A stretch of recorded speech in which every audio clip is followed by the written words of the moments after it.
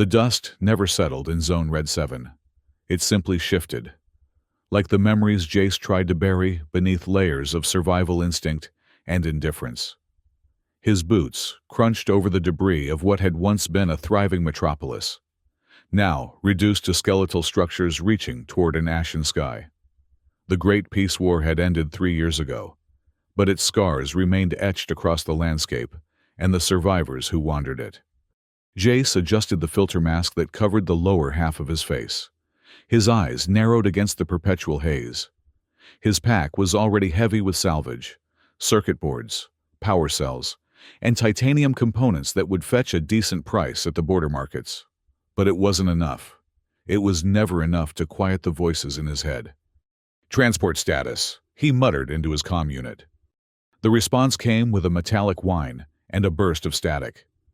Functioning at 63% capacity. Left stabilizer damaged. Estimated operational time before maintenance: 4 hours, 17 minutes. Jace sighed. The transport bot had been with him for 2 years now. A 6-legged carrier with reinforced compartments and basic AI that had seen better days. Like everything else in this godforsaken place, it was slowly falling apart. "We'll head back before sunset. One more sector to check." Above them, something moved across the dim sun. A shadow too angular to be a cloud, too purposeful to be debris. Drone patrols. Jace instinctively ducked into the hollowed-out remains of what had once been an office building, the transport bot following with a jerky gait. The peace forces claimed the drones were for mapping and cleanup operations. Scavengers like Jace knew better. They hunted anything that moved in the red zones, especially those who might uncover truths better left buried. His scanner beeped softly as it detected a pocket of technological debris 200 meters east. Good. Quick in and out, then back to the border before the toxic dust storm forecast for tonight. The weather had become as hostile as humanity's divisions after the war. The peace faction controlled the clean cities and resources, while the cleanup squads, officially sanctioned scavengers, maintained a fragile existence by clearing the ruins and fighting over scraps. Jace had been something else once, something he'd spent years trying to forget. As he navigated through the maze of twisted metal and crumbling concrete, a flicker of movement caught his eye. He froze, hand moving to the pulse pistol at his hip. Zone Red 7 was supposed to be uninhabited, classified as terminally contaminated after the bombardment. Yet survival made people desperate, and desperate people went where they shouldn't. Nothing moved, just the wind shifting the dust, playing tricks on his battle-worn senses. He continued toward the signal, transport bot laboring behind him, when a faint sound broke through the static of his comm unit. Not the usual interference or automated warning broadcasts. This was different. "Please." The voice was small, uncertain. "Take me and Mama, human?" Jace stopped dead. The voice didn't belong to any standard communication protocol. It was young, female, and definitely not human. "Please." It came again. "I know you're there. The others didn't stop, but you're different. I can feel it." His finger hovered over the comm switch. Responding meant acknowledging. Acknowledging meant involvement. Involvement meant risk. The logical choice was clear. Ignore it, collect the salvage, and leave. Yet something in that voice, the innocence, the fear, stirred something Jace had thought long dead. "Who are you?" he finally asked, his own voice rough from disuse. "Where are you broadcasting from?" "My name is Luma," the voice replied, relief evident in its tone. "We're trapped in the building with the big circle on top. Mama is hurt. The bad machines are coming back soon. Please hurry." Jace knew the building, an old research facility with a satellite dish. It was half a kilometer away, in the opposite direction from his extraction point. The dust storm would hit in less than 3 hours. If he diverted now, he might not make it back to the border before lockdown. "Please," Luma's voice came again. "I promise we won't be trouble." "Transport," Jace addressed his mechanical companion. Analyze voice pattern. Non-human vocal characteristics detected, the bot responded. Matches archived patterns of celestial refugees. High probability of juvenile female, approximately 8 to 10 Earth years. Celestials. The very aliens whose arrival had fractured humanity's response. Some welcomed them as refugees from a dying world. Others saw them as invaders. The Great Peace War hadn't been fought over territory or resources, but over ideology, the right of non-humans to exist alongside humanity. Jace checked his oxygen reserves. Barely enough for the detour, with no margin for complications. A warning flashed across his visor. The storm front was accelerating. He had even less time than he'd thought. "Stay where you are," he finally said. "I'm coming." The voice didn't respond. Either Luma had gone silent to conserve power, or something had happened to her. Neither possibility settled well with Jace as he changed course, heading deeper into the ruins of Zone Red 7. The transport bot lurched behind him. Course change inadvisable. Storm probability increased to 93% within operational window. Mission parameters compromised. "Override standard parameters," Jace replied. "Priority rescue protocol?" Acknowledged. Though this unit must point out that no such protocol exists in programming. For the first time in months, Jace felt the ghost of a smile. "Then I guess we're making it up as we go." As they progressed, the devastation grew more pronounced. This area had been hit directly during the final days of the war, when desperation had driven both sides to extremes. Weapons had been deployed that had no respect for the distinction between combatants and civilians, between guilty and innocent. The circular satellite dish came into view, hanging precariously from what remained of a research tower. Half of the structure had collapsed, creating a treacherous slope of broken concrete and twisted rebar. No safe approach was evident. Jace scanned for life signs. 2 faint signatures registered deep within the building's sublevels. One was steady, but weak. The other pulsed with a desperate energy. "Luma," he called over the comm. "I'm outside. Can you guide me in?" For a long moment, only static answered him. Then, "The big door is blocked, but there's a hole on the side where the wall fell. Be careful of the red lights. They bite." Security systems, still active after all this time, drawing power from who knew where. Jace's mission had just gotten significantly more complicated. "Transport, stay here. Monitor perimeter and alert me of any approaching drones." "Acknowledged. This unit will maintain surveillance. Warning, left stabilizer failure imminent." Jace approached the collapsed section Luma had described. A narrow opening led into darkness, barely wide enough for him to squeeze through with his pack. Red sensor lights blinked from the shadows within. He drew his pulse pistol and switched its setting to electromagnetic disruptor. The weapon's charge hummed as he took a deep breath, centering himself.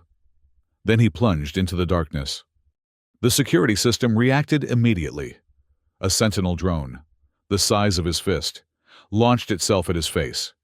Jace fired, catching it mid-flight.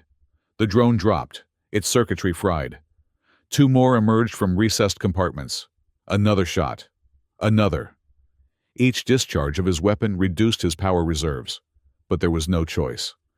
"Luma," he called as he advanced through the darkness. "Keep talking. Help me find you." "Down," her voice directed. 3 more levels. The lights went out, but I can see in the dark. Mama said never to tell humans that. Jace navigated through corridors choked with debris, following Luma's directions. His helmet lamp cast long shadows that seemed to move with a life of their own. Twice more, he encountered security measures, a laser grid that would have sliced through his suit had he not detected it, and a pressure plate that would have triggered who knew what ancient defense. Finally, he reached a sealed doorway with emergency lighting still functioning around its frame. "I'm here," Luma's voice called from beyond the door. "I can hear you breathing." Jace examined the door. The electronic lock was dead, but the mechanical backup was engaged. He pulled a multi-tool from his belt and set to work on the tumblers. "Are you a soldier?" Luma asked through the door. "Not anymore," Jace replied, focusing on the lock. "Mama says soldiers only destroy, but you're coming to help." The lock clicked, and Jace pushed the door open. The room beyond had once been a laboratory. Equipment lay scattered across the floor, and part of the ceiling had collapsed, allowing a shaft of dusty light to penetrate the darkness. In that shaft stood Luma. She was small, perhaps reaching Jace's waist in height. Her skin was a pale blue that seemed to shimmer faintly in the dim light.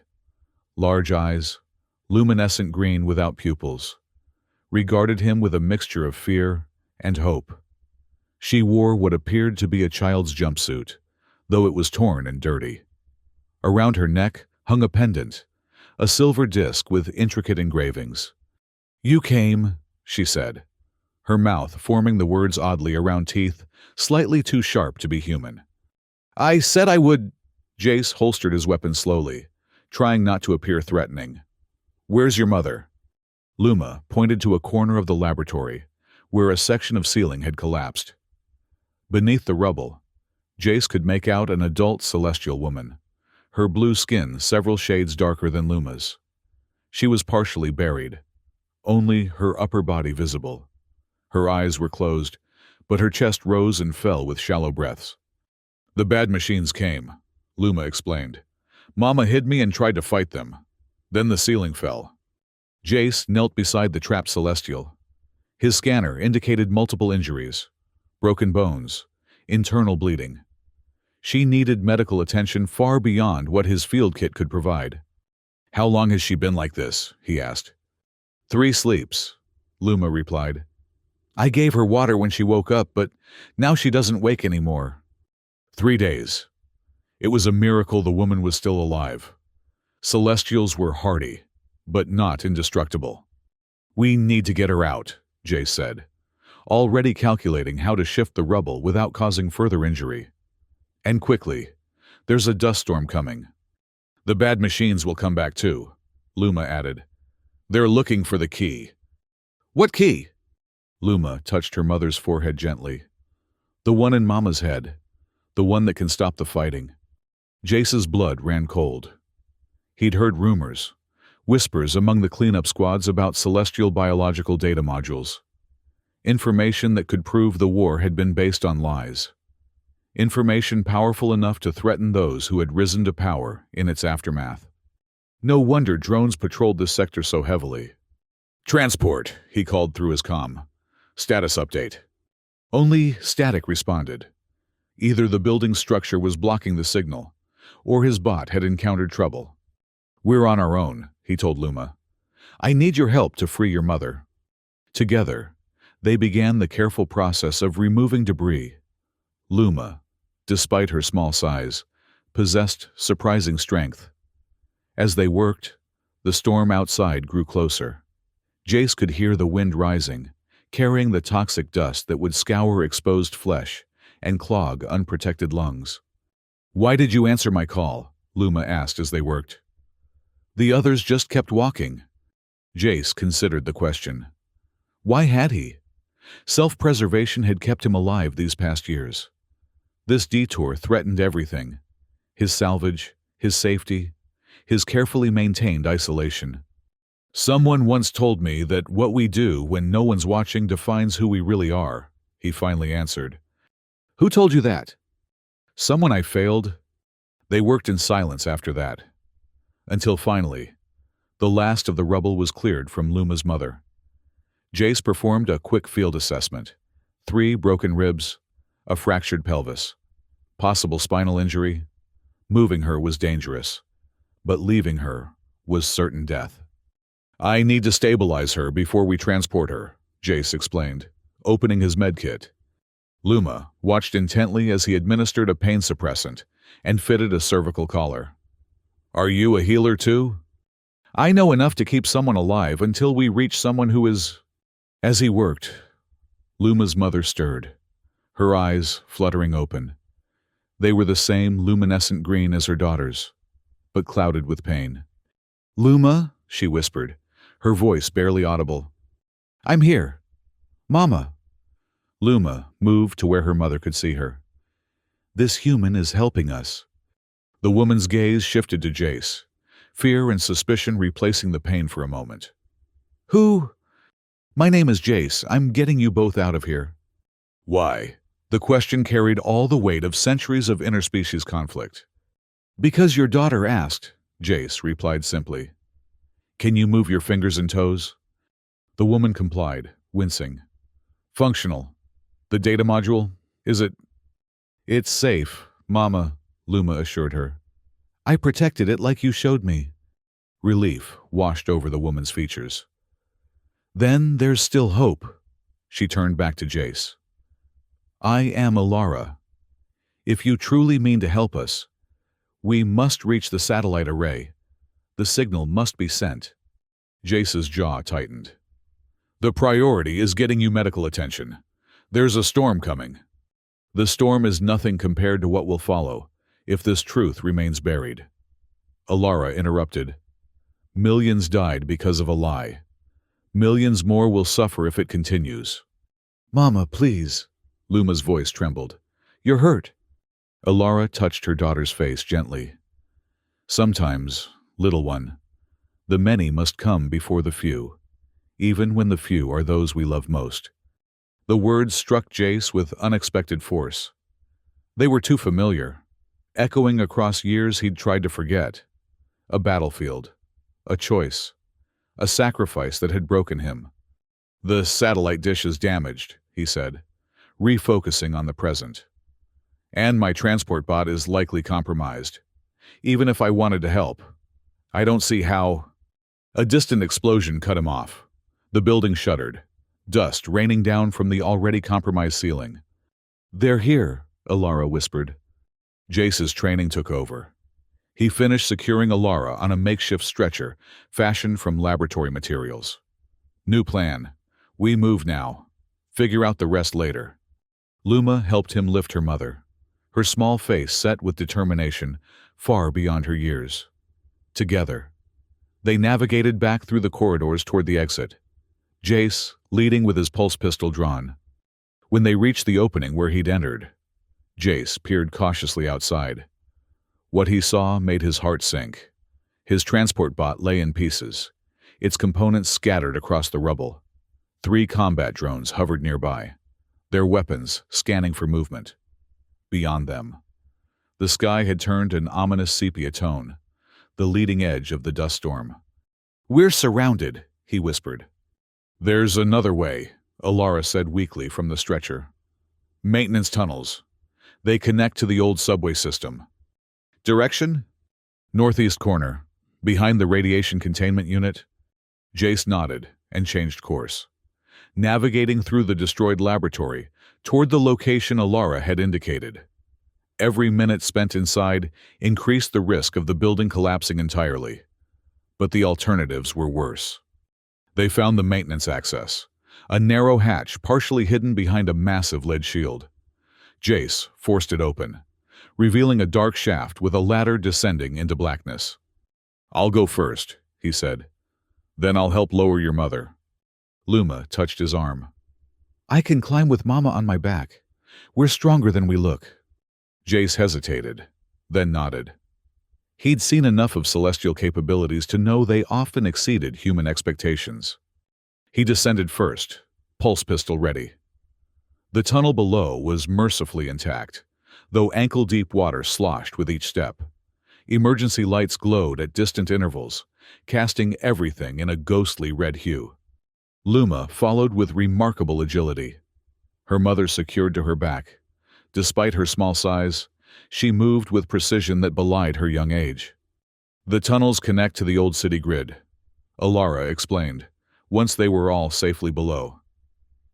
If we follow them east for 2 kilometers, we can reach the secondary communications hub. That's outside the immediate blast zone, Jace realized.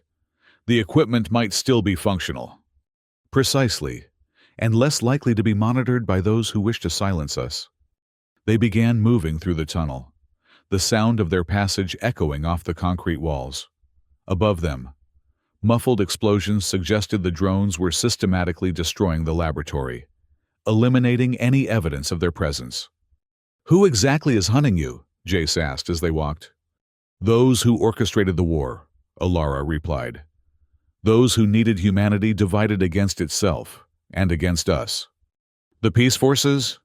"Some elements within them. The same who ensured the first contact between our species was misinterpreted as hostile." Jace's step faltered. "What are you saying?"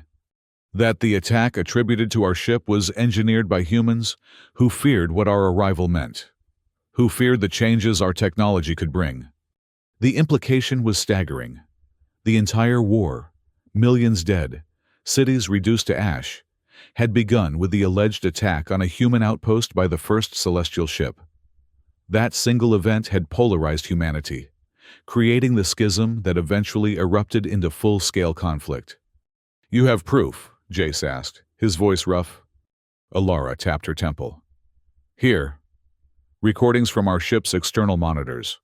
Communications intercepted between the conspirators. Data that proves the explosion was detonated from within the outpost itself." They continued through the tunnels, as Alara explained more. How a coalition of military industrialists and tech monopolists had seen the Celestials' arrival as a threat to their power.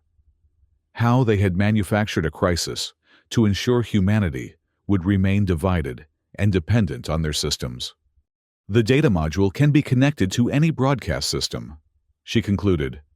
"Once transmitted, the truth cannot be contained." The tunnel began to slope upward. They had been walking for nearly an hour, and Jace could see Luma's strength beginning to flag, despite her determination. "Let me carry your mother for a while," he offered. Luma looked ready to refuse, but Alara spoke first. "Accept his help, little one. Strength is knowing when to share a burden." The girl nodded reluctantly, and they carefully transferred Alara to Jace's back. Her weight was surprising, lighter than a human of comparable size would be. "Your pendant," Jace noted as they continued. "Luma has one similar." Alara's hand moved to the silver disc at her throat. "They are connectors. In our culture, they symbolize family bonds. Luma's father gave them to us before." She trailed off, but Jace understood. Another casualty of a war that should never have happened. "What was his name?" he asked quietly. "In your language, the closest would be Kellen. He believed in peace between our kinds. He died trying to prevent the very conflict his actions were manipulated to justify." The name hit Jace like a physical blow. Captain Reek Kellen, the celestial ambassador who had supposedly betrayed humanity's trust. The terrorist whose execution had been broadcast worldwide as the first act of the Great Peace War. Except Jace knew differently. He had been there, had been part of the security detail, had watched as Kellen refused to recant his pleas for understanding, even as the charges against him mounted on falsified evidence. The pendant. He recognized it now. Kellen had worn an identical one. Before Jace could process this revelation, a new sound echoed through the tunnel, the whir of mechanical wings. Drone scouts had found the maintenance access. "Run!" he ordered, adjusting his grip on Alara. "The exit can't be far." They raced through the tunnel, splashing through the shallow water. Luma kept pace easily, her celestial physiology giving her speed no human child could match. Behind them, the drone scouts grew closer, their scanning beams sweeping the darkness. Finally, they reached a maintenance ladder leading to a surface access hatch.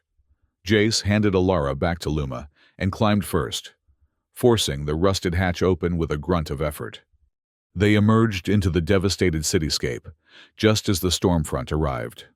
The wind howled between skeletal buildings, carrying dust that scoured exposed surfaces. Jace pulled his mask up and activated his suit's protective field. "The communications hub," Alara gasped, pointing toward a squat building 100 meters away. Its antenna array, though damaged, still stood. "Take this." Jace removed his mask and handed it to Luma. "It'll filter the worst of the dust." "What about you?" she asked, hesitating. I'll manage. They made their way across the open ground, buffeted by the increasing wind. The storm was intensifying rapidly, visibility dropping by the second. It was both curse and blessing. The same conditions that threatened them also confounded the drone sensors. The hub's entrance was sealed, but Jace's multi-tool made short work of the lock. They stumbled inside, closing the door against the howling wind. Emergency lights flickered to life, responding to their movement.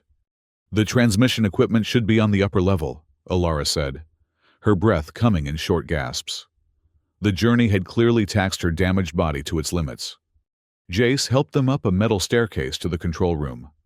Most of the equipment was dark, but a few systems still showed standby indicators.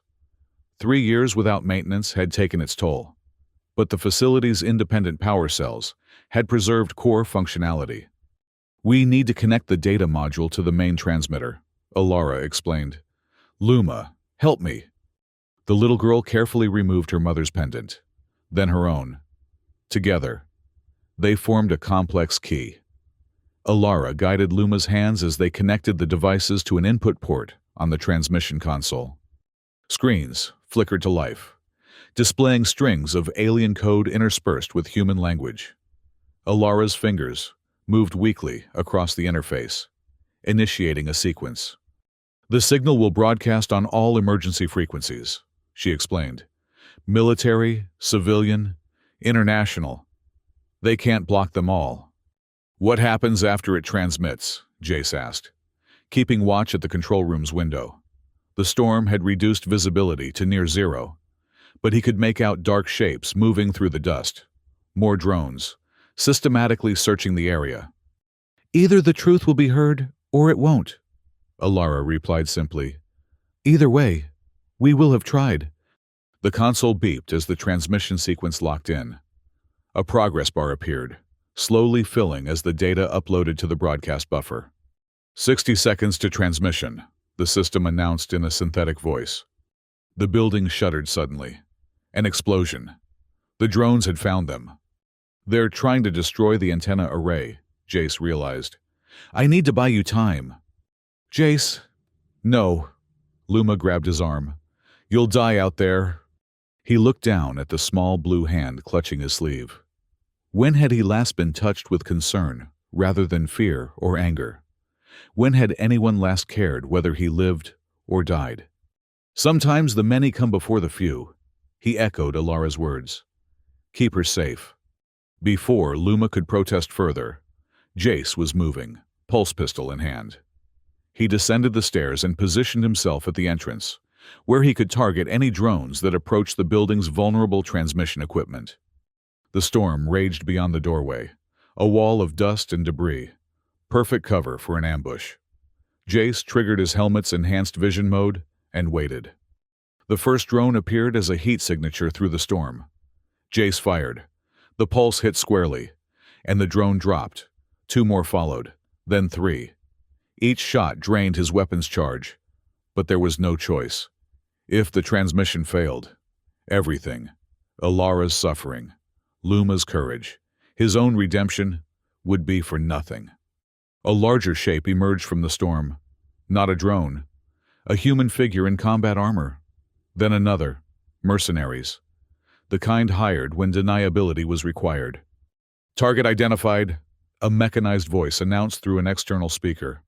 Surrender the aliens, and you may live, traitor. Jace responded with a pulse shot that caught the lead mercenary in the chest, shorting out his armor systems. The man dropped, temporarily paralyzed. The second mercenary opened fire with a projectile weapon. Bullets pinged off the doorframe as Jace ducked back inside. His shield had absorbed 1 hit, but it was now offline. 1 more direct hit would be fatal. 30 seconds to transmission, the system announced above. The mercenary was advancing, using the storm as cover.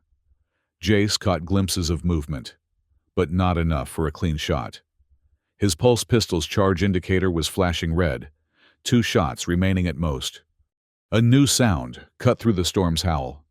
The rhythmic thump of rotor blades. A transport vessel, hovering just above the building. Reinforcements for the mercenaries, or something else. All Peace Force units, stand down. A voice boomed through external speakers. This is Commander Sarah Lynn of the United Reform Coalition. You are interfering with a sanctioned intelligence operation. Searchlights cut through the dust storm, illuminating the area around the hub. Jace could see confusion in the mercenary's posture. This wasn't part of his briefing. Transmission complete, announced the system from above. A moment later, Luma's voice called down. Jace, it worked. Mama's message is broadcasting everywhere. The mercenary made a decision, raising his weapon toward the control room window, where Luma's silhouette was visible. Jace didn't hesitate. His final pulse shot caught the man in the head, overloading his helmet systems and dropping him unconscious to the ground. More figures were descending from the transport vessel on rappel lines. Their armor markings identified them as URC, the coalition of former peace and cleanup factions who had grown disillusioned with the official narrative. The underground resistance that had been gathering strength while staying just below the radar of those in power. Secure the perimeter, Commander Lynn ordered as she approached Jace. You're the one who found them?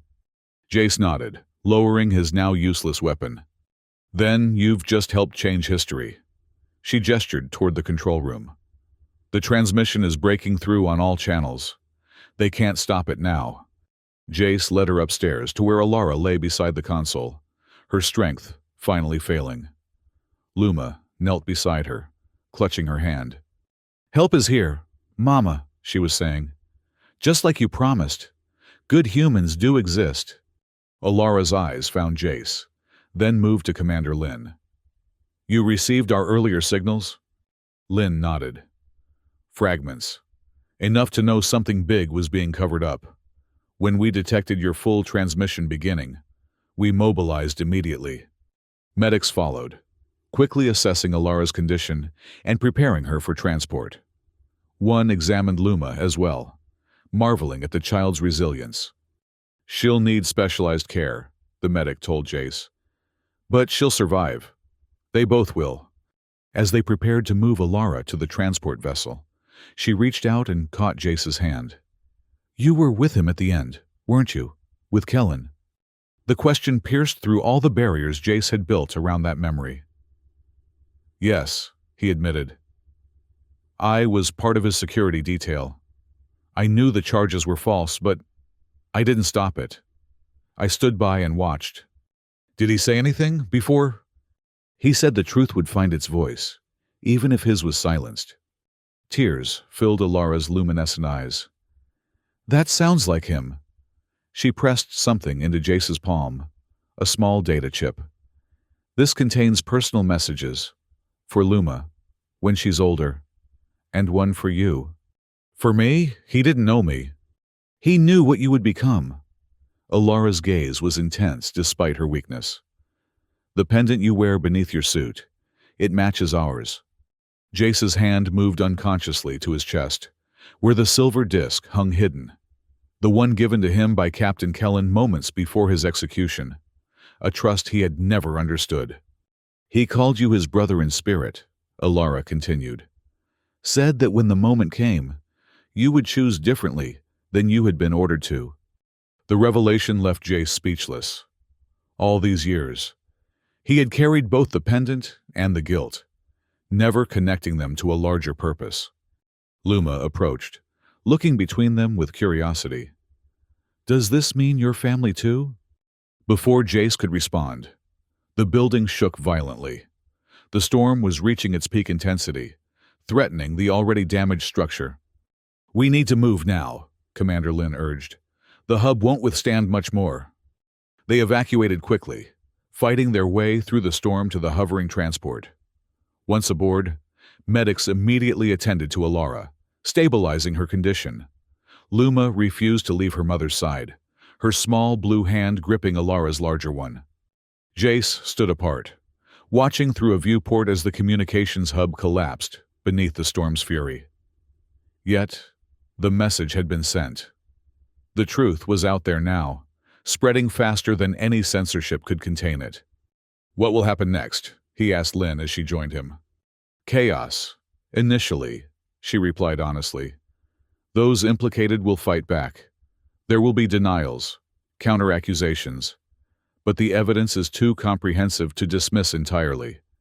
And the Celestials, Luma and Alara, they'll be taken to our sanctuary facility. Many of their kind have found refuge there already. Jace nodded, his gaze returning to the mother and daughter. Luma had fallen asleep against Alara's side, exhaustion finally claiming her. "And what about you, Jace? Where will you go when we land?" It was a question he hadn't considered. For years, his existence had been reduced to survival and salvage. Purpose had been a luxury he couldn't afford. Now, possibilities stretched before him like the clearing sky beyond the storm. "I think," he said slowly, "I have a promise to keep." The transport vessel rose above the storm, leaving Zone Red 7 behind.